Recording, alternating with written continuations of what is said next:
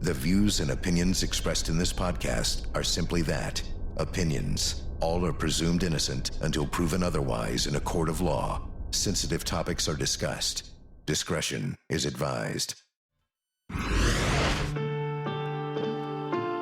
In the Catalina foothills, just outside of Tucson, Arizona, 84-year-old Nancy Guthrie lives alone. But she's not alone.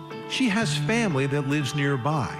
Now, Nancy's not very mobile physically, but mentally, she is sharp as a tack. Nancy's daughter is Savannah Guthrie, host of the Today Show and former Court TV correspondent. On Saturday, January 31st, Nancy was dropped off by family members at about 9:30 at night at her home. Between that time and the Sunday morning church service that she never misses, something terrible happened inside her home. Nancy's family was first alerted by folks at the church when Nancy didn't show up. That alone was a reason to worry. Then when the family went to Nancy's house, they couldn't find her. By 11 a.m., they called police, and almost immediately it was clear to investigators that a crime had been committed, that Nancy had been taken forcefully from her home. It began as a missing persons search, and investigators worked quickly.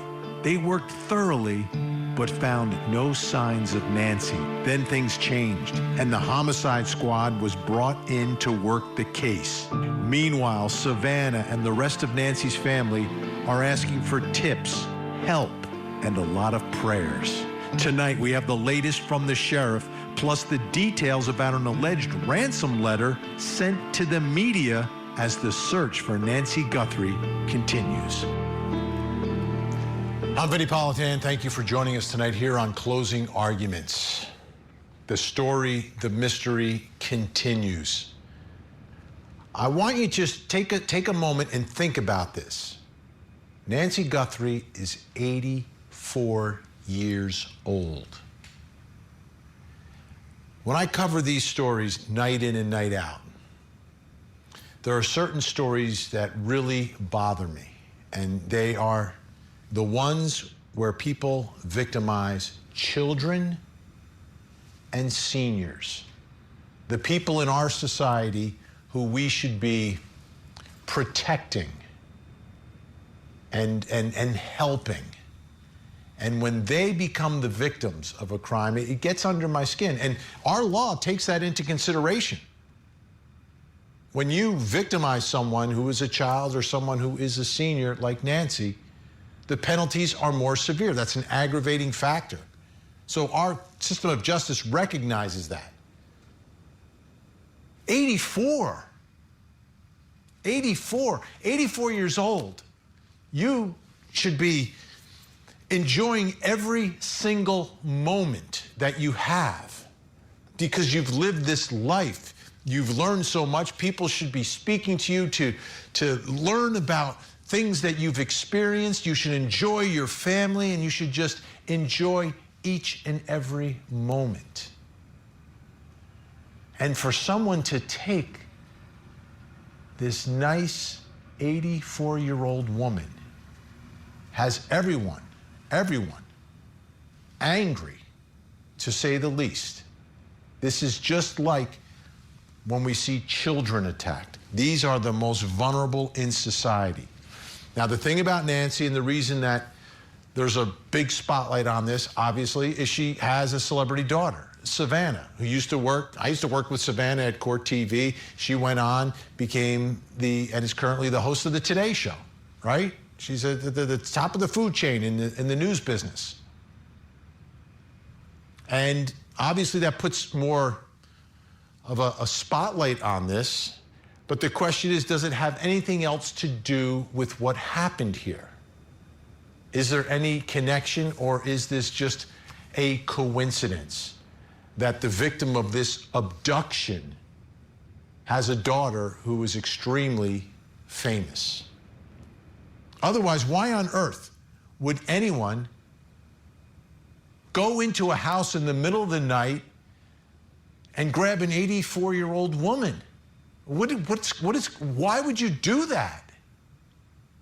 Under what circumstances, what purpose? Is it some sort of a vendetta? Or is it a kidnapping? Is it a kidnapping for ransom? Well, there's an alleged ransom note that is now circulating in all of this. A note that was sent to the media from someone somewhere. So it's part of the story now.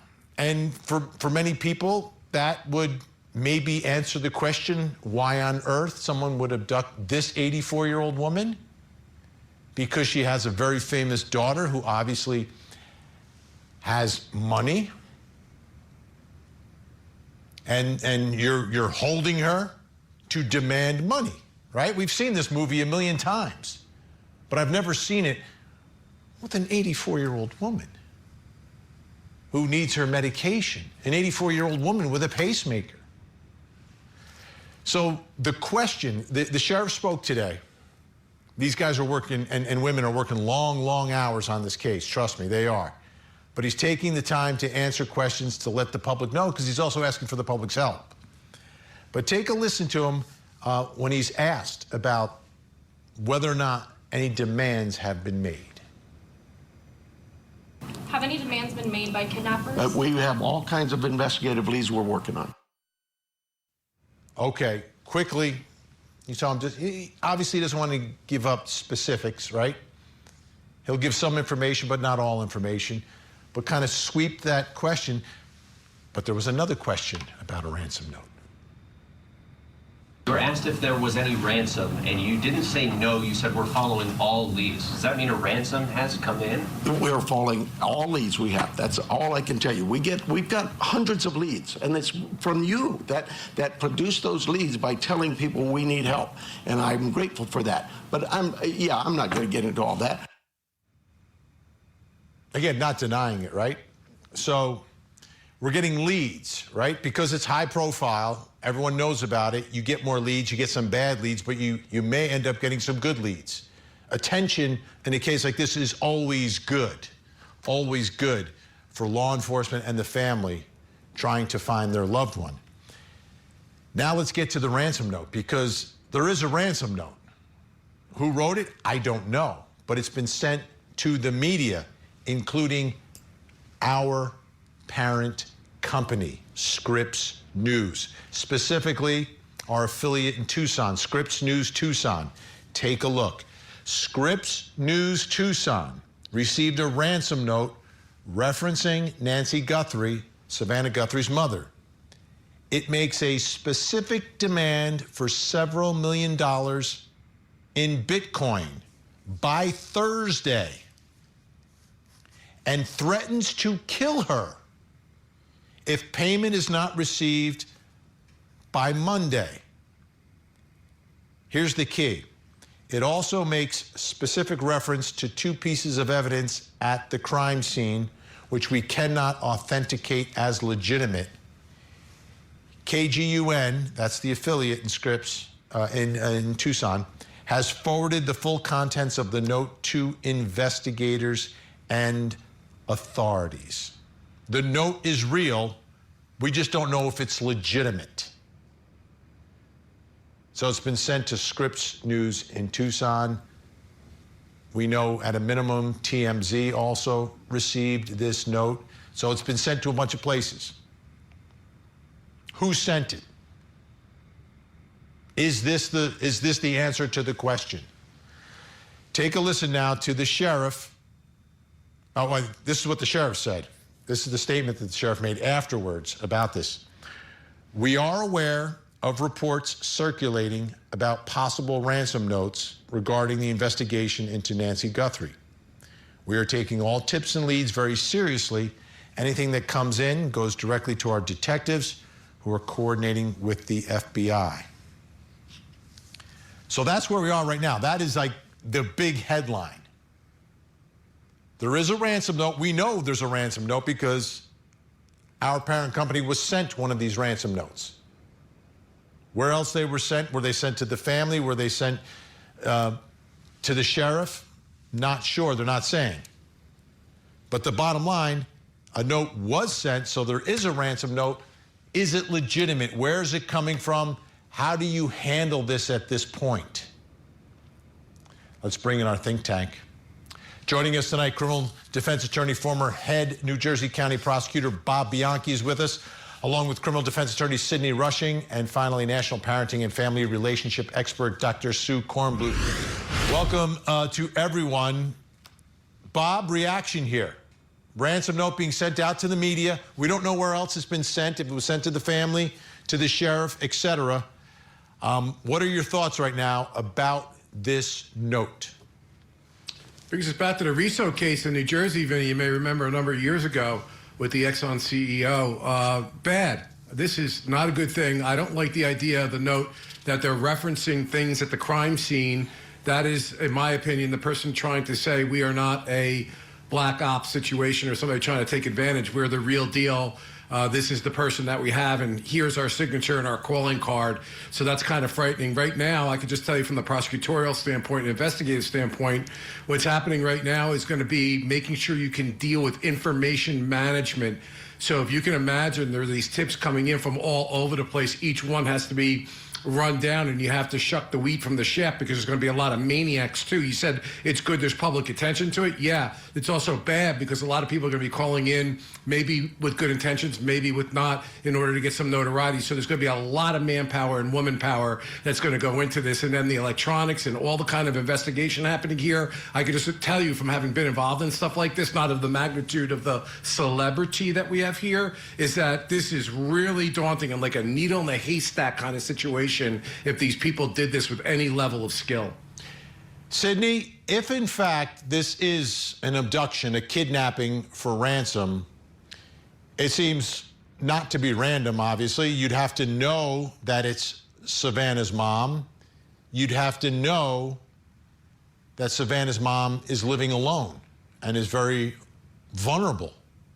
I mean, at a minimum here. And I'm wondering, right. what is your gut telling you tonight as we get wind of this ransom note? So it's telling me, like you said, I don't think that this is random in any way, because again, they knew the address, they knew the things, they knew to take off her Apple Watch, which of course we know is connected to her pacemaker, and that's how they said that they kind of are assuming that at 2 a.m. Sunday is the last time, she was connected to it, and that's when they took her from the home. And just to know all of these things and to know that she's someone that they could take and potentially, with this ransom note, obviously this is a money grab, and them taking it to the news it's a loud statement to be made. And that's why the sheriff is also keeping a little bit quiet about what information they have, what they have at the scene, because obviously this ransom note is labeling two very specific things that have to do with the crime scene. So it's kind of like, hey, we're legitimate here. But my gut is telling me that this is someone that she knows or should know. I also think that there's going to be some tech that they're going to hopefully be able to go in and get some more clues about who was she contacting anyone that day? Was anyone reaching out? Was she expecting somebody?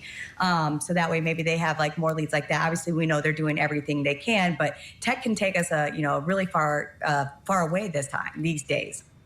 Dr. Sue Kornbluth, she's 84 years old. That's, to me, that's the fact throughout all this, and obviously has some physical limitations. Early on, the sheriff was talking about medications that she needed as well. The one thing about Nancy Guthrie, though, is that she's sharp as a tack. She is smart. She knows what's going on. She's aware of everything. So if she's being taken, she's aware that she's being taken. This is scary stuff. This is bold, if in fact this is what is happening here. Does your gut tell you that this ransom note may be legit? I mean, Vinnie, I do think the ransom note could be legit for several reasons. One, I think it's important because it shows that, they know these details, right? So if they know these details, they probably have her somewhere. My guess from the beginning, though, was that this is definitely connected to her daughter, Savannah. And I think that possibly this could be a crazed fan that was targeting Savannah and wants to get back at her in some way. saw the mother on television with her, saw her as a target, and went after her to get some money. That is what I think is going on here in terms of her mother and the way that she's feeling right now. And, you know, I pray that she is still alive, which I do believe she is at this time. She is filled with panic and fear and, you know, all kinds of things going through her mind. And at the age that she is, you can be as tough as you want, but, you know, your mind and your body are connected to one another, and you experience pain and panic and fear very different than you do if you are younger. Bob, let me follow up on what you said before about the Exxon case. What happened there? How was that handled? Well, it was a massive investigation, as you can imagine. And I think that the thing that's relevant is, and I think to this particular case, is, I hate to say this, but we're just being real here. I mean, one of the things the investigators had to deal with that they did in the Riso case is the victim alive? Is there, even if you pay the ransom, is the bad guy or woman going to either kill them or are they already dead? In the Riso case, in which case it was a murder case, the person was dead. But back then, Vinny, you had a lot more of an opportunity and ability to be able to run leads down. And I'm not saying that there's not going to be here, but one of the questions they're going to be having, let's think about it, should we pay the ransom? The question becomes whether or not there's a person that's going to be alive, and whether the person that's abducted her is going to take the chance that by giving her back over, they've created even additional evidence that could identify them. This is a really Hobson choice, especially for somebody who's got the medical condition, because we don't even know if she's alive right now. I'm sorry to say it. I'm just being real here. That's what's going on. And I appreciate that, and I think everyone understands that. I mean, this is such an unusual case because the victim is 84 to begin with, and that's what sets it apart. Like, how on earth can you manage to hold on to her, they say given a deadline of Monday? That's over a week. Does she have the medication?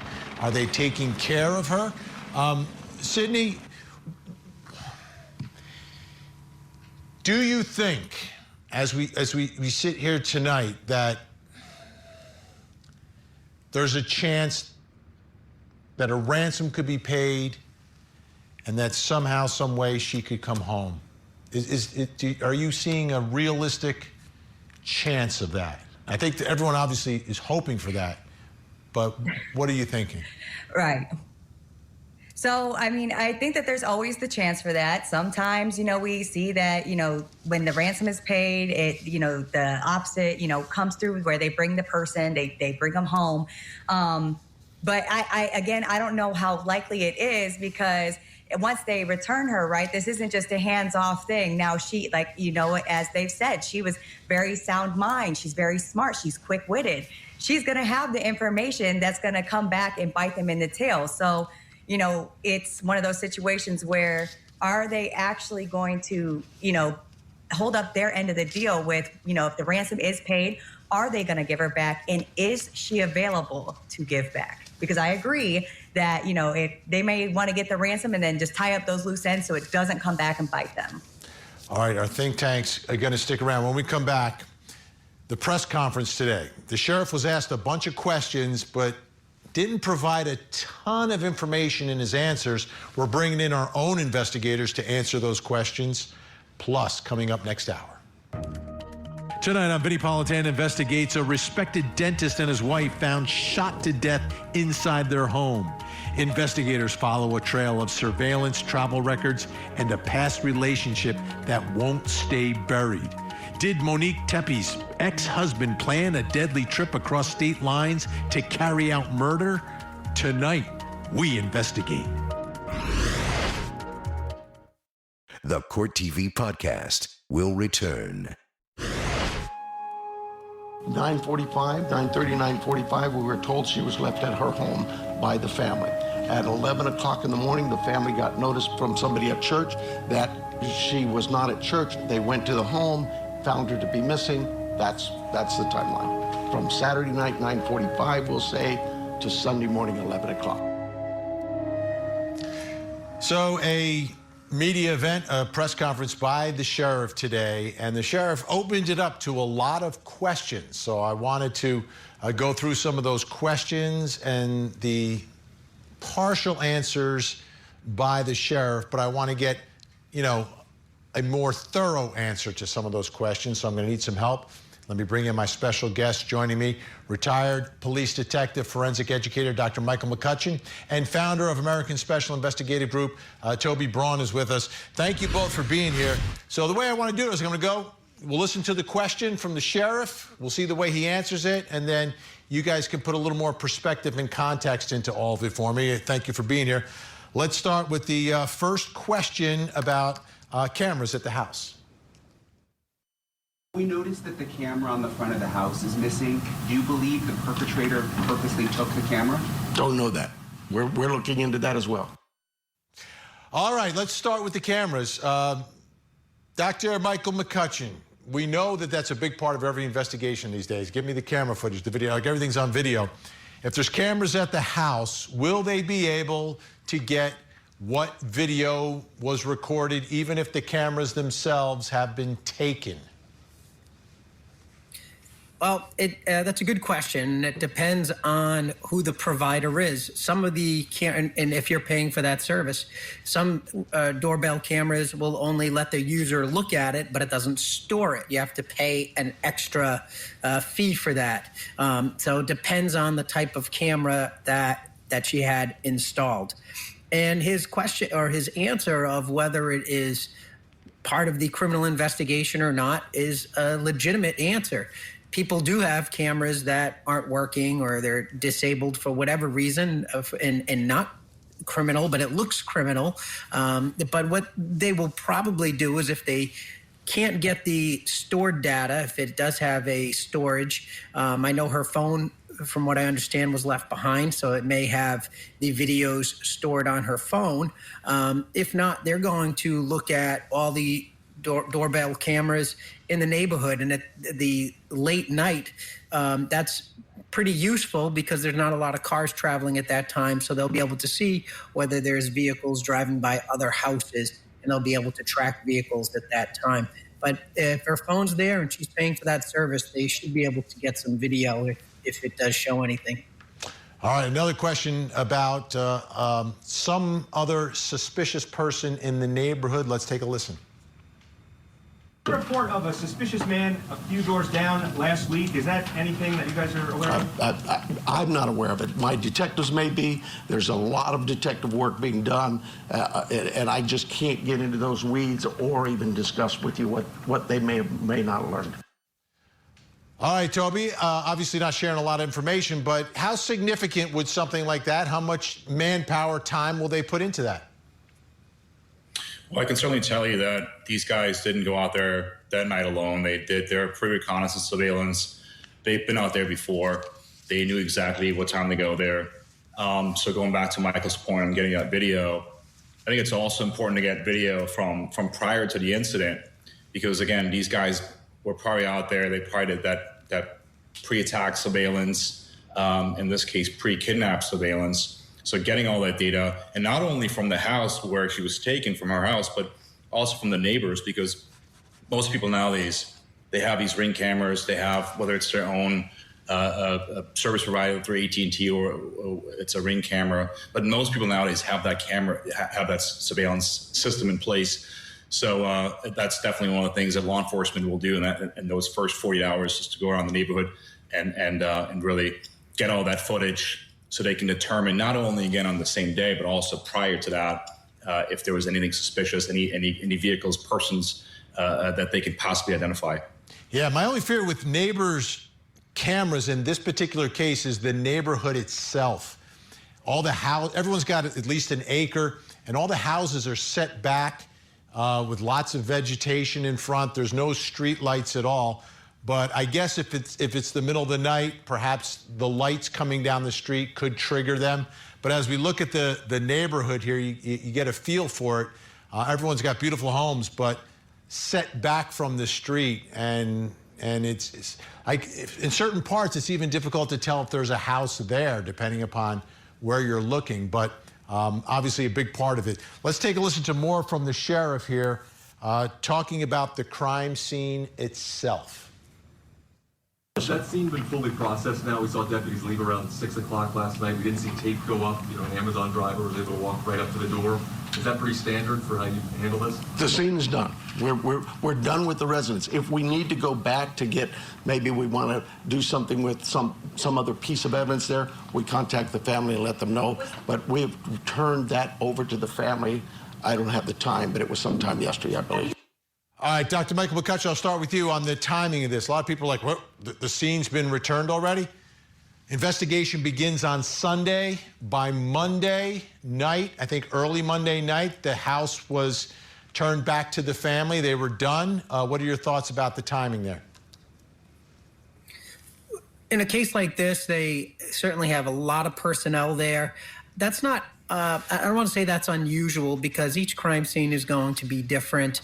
And if there is not a lot of evidence to be collected, your crime scene can be processed quickly or more quickly than a scene that has a lot of evidence. So the timeline itself, I'm not too concerned about. They did mention that they did a lot of fingerprints and DNA swabs and trying to identify.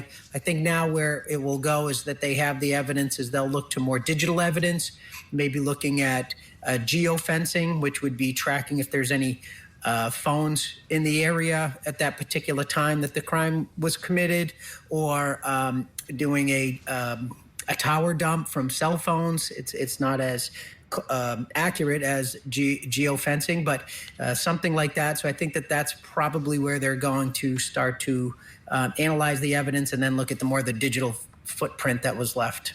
Toby, your thoughts on that, but also your thoughts about this alleged, well, it isn't a ransom note. We just don't know if it's legit. What are your thoughts about that?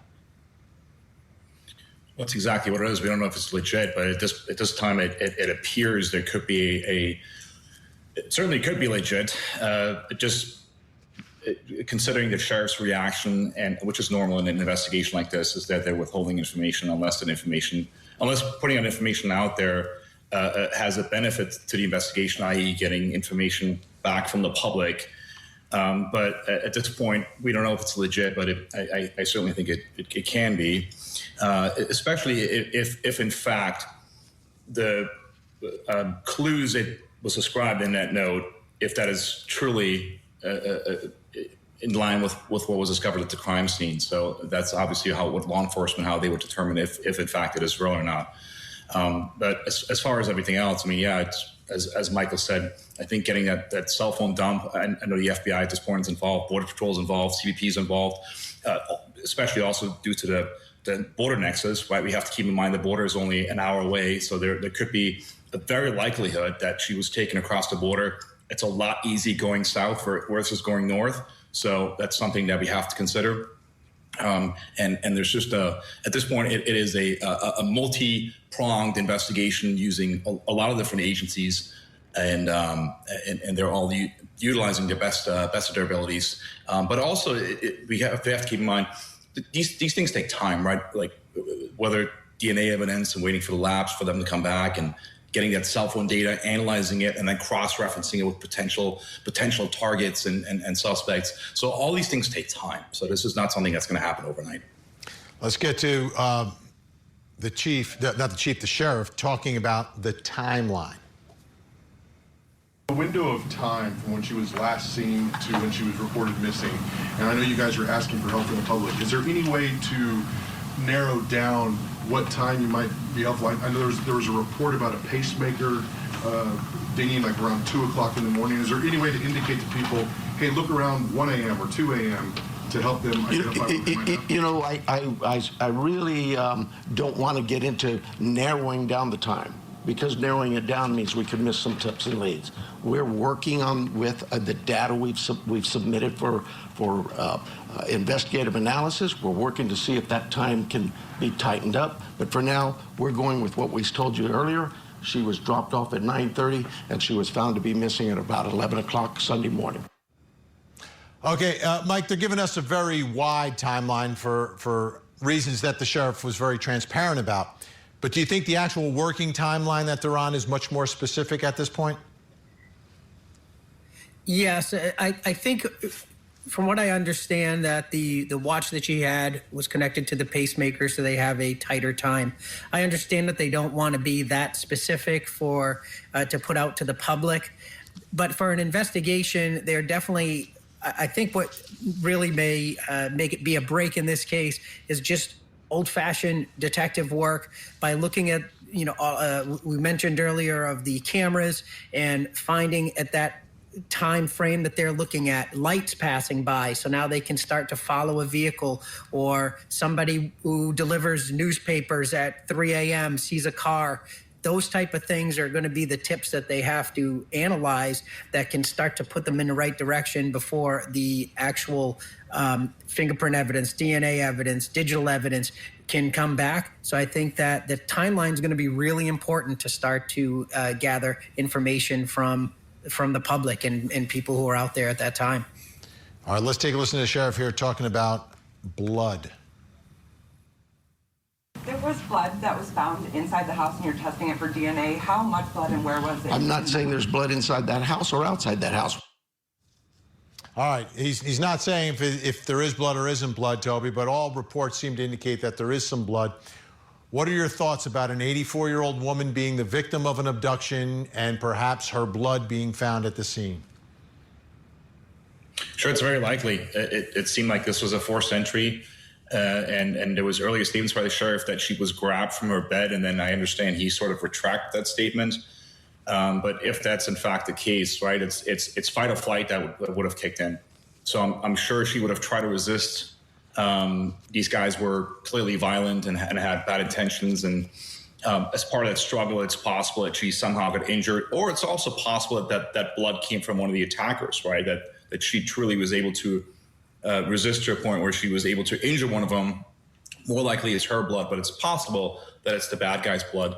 And clearly that would be, if that's the case, that would be a huge lead here for law enforcement.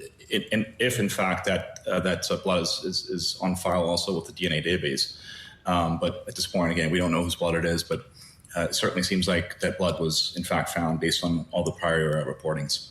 Big part of the story so far. Dr. Michael McCutcheon, Toby Braun, appreciate your time and your insight tonight. Thank you so much. All right, folks, when we come back, some new details and images from the scene itself.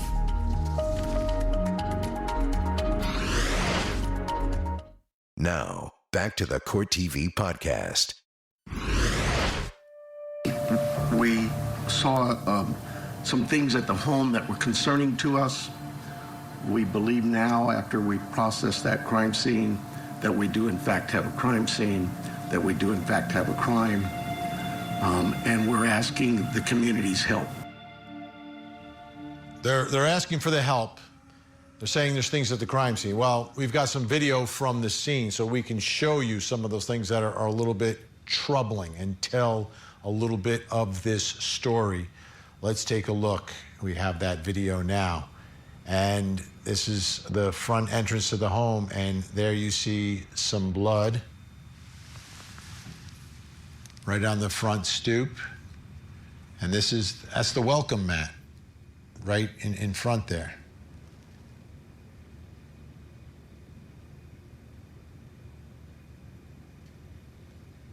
Obviously, something criminal happened here, and the sheriff has said so from the beginning. So now you've got potential forced entry, you've got blood. Let's bring back in our think tank, Bob Bianchi, Sydney Rushing, Dr. Sue Kornbluth.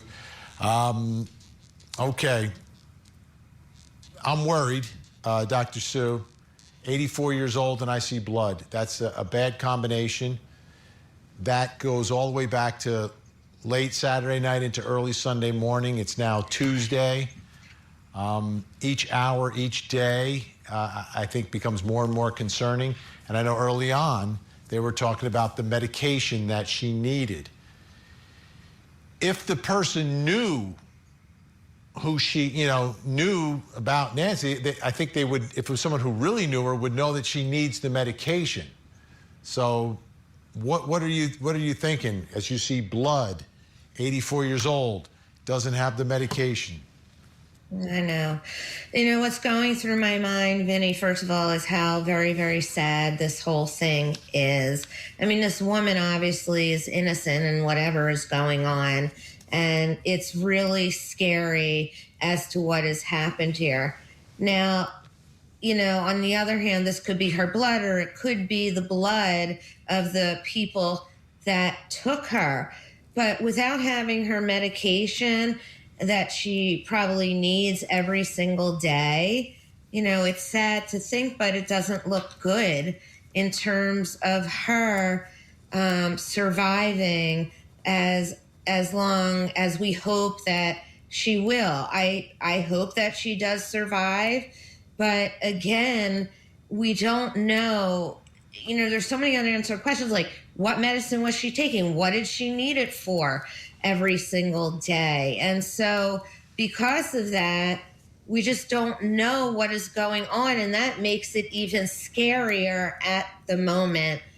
And whoever has her, and where is she? You know, is she sitting somewhere that is comfortable, or is she in a basement somewhere? I don't know. So all of these come into factor in terms of how she is medically. Bob, so obviously you're the prosecutor, right?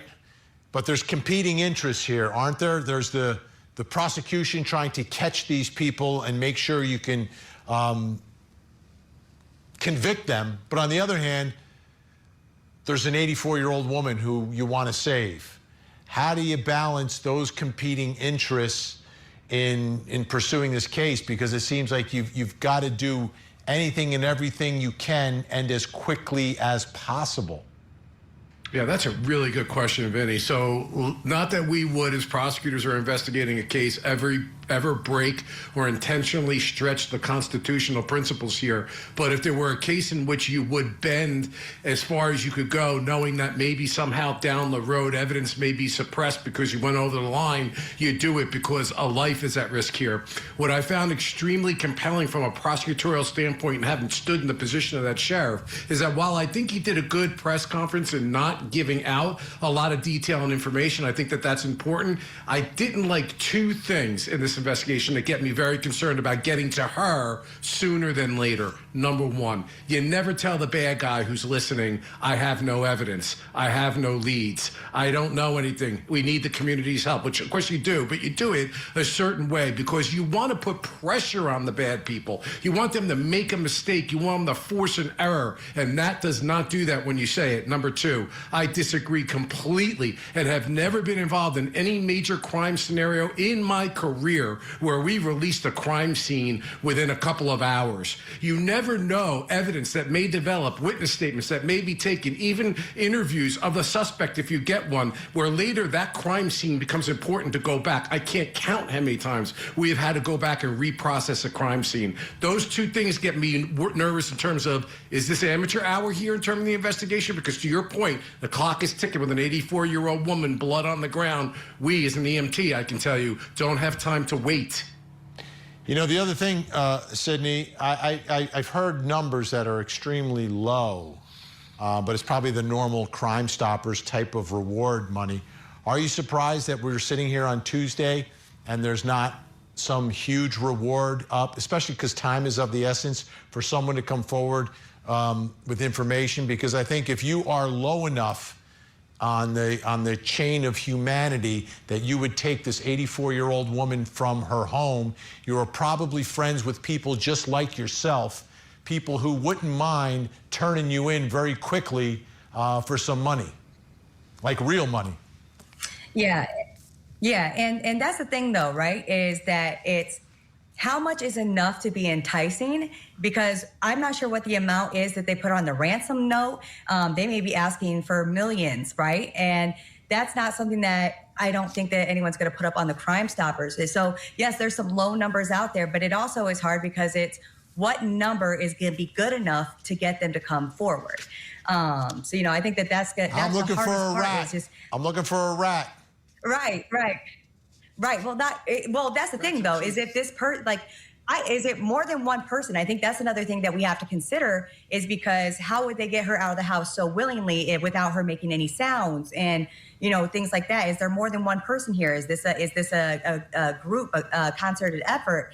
And how many people are pushing this forward to try and, get money from this? So there may be a rat, but they also may have all their I's dotted, T's crossed. They took the camera from the scene, allegedly. The sheriff was, he gave very little information.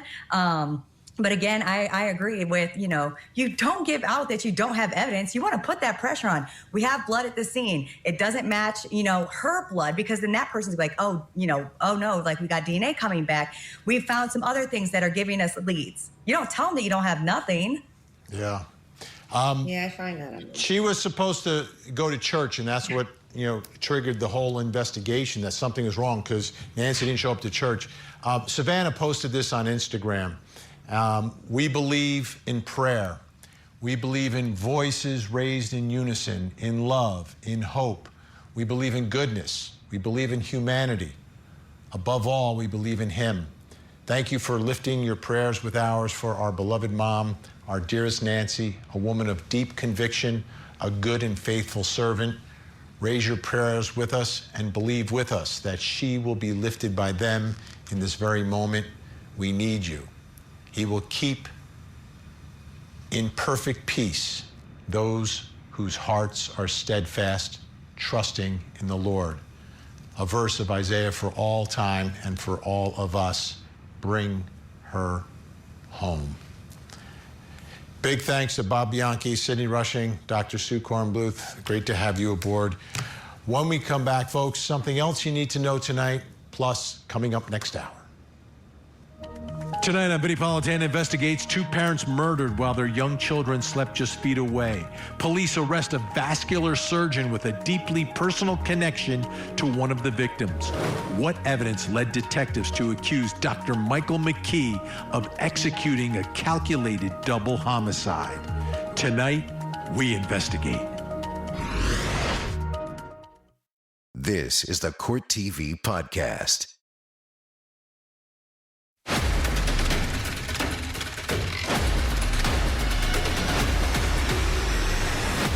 Time to reveal something else you need to know tonight. Let's take a look at the big board and see what's happening. Arrested for murder. Who? No, not Jill Biden, but her ex-husband, William Stevenson, who was married to Jill from 1970 to 1975 when she met Joe Biden, or the president, right? Has been arrested for murder. Unbelievable. He's charged with killing 64-year-old Linda Stevenson, his wife, on December 28th. We'll keep an eye on that one for you. I need you to keep your eyes on the TV screen right now because we have a missing child who needs your help.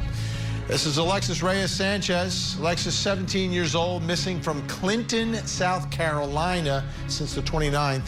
If you see Alexis, pick up the phone. Make a call, make a difference. 911, 1-800-THE-LOST, or you can call the Clinton Department of Public Safety in South Carolina. That number's on your screen right now. Let's see if we can get Alexis to a safe place tonight. Don't go anywhere. We have another hour of live true crime. Vinnie Politan Investigates is next. In the meantime, please don't forget to hug the kids.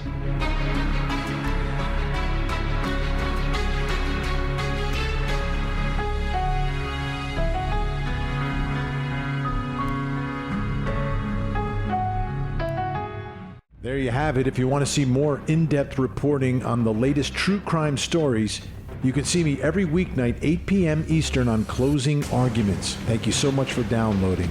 And as always, please don't forget to hug the kids. This podcast is a production of Court TV. Go to CourtTV.com for more content, trials on demand, and to find out how to watch Court TV in your area.